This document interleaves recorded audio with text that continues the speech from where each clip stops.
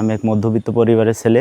আমার এখানে এক দালাল আমার পরিবারের সাথে যোগাযোগ করে বলে যে আপনার ছেলেকে এমন একটা দেশে পাঠান যেখানে পাঠানোর প্রথমের দিকে কোনো টাকা দেওয়া লাগবে না, ওই দেশে পৌঁছানোর পরে আমরা চাকরি দেব, তারপরে আপনার কাছ থেকে টাকা নেব। এক বুক আশা আর উন্নত জীবনের স্বপ্ন নিয়ে দেশ ছেড়েছিলেন মতিয়ার রহমান সাগর। কৈশোরের ঘোর কাটিয়ে জীবন চাকা সচলের তাগিদে গিয়েছিলেন লিবিয়ায়। স্বপ্ন ছিল ভূমধ্যসাগরের নীল জলরাশি পাড়ি দিয়ে উড়াল দেবেন ভেনিস নগরীতে।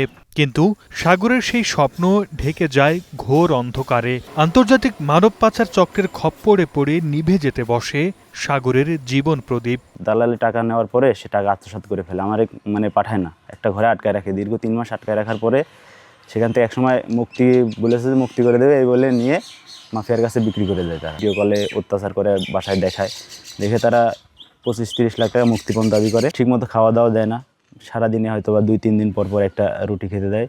কথায় আছে রাখে আল্লাহ মারে কে, সেই প্রবাদই যেন সত্যি হয়ে ফিরেছে সাগরের জীবনে। এনজিও ও মানবাধিকার সংস্থার সহায়তায় অবশেষে তিনি ফিরেছেন মায়ের কোলে। সাগরকে কাছে পেয়ে মা মিনারা খাতুনের কাছে যেন ধরা দিয়েছে পৃথিবীর সব সুখ। যেদিন শুনেছি যে আমার ছেলে বাংলাদেশে ফিরবে, সে এখন আমার মনে হচ্ছে যে সারা পৃথিবীর যত সুখ শান্তি সব আমার কাছে এসেছে। সাগরকে লিবিয়ায় জিম্মি করা ও মুক্তিপণাদের ঘটনায় মহেশপুর থানায় মামলা করে সাগরের বাবা। এতে আসামি করা হয় কুষ্টিয়ার সদর উপজেলার রজিবুল ইসলাম সহ 2 জনকে।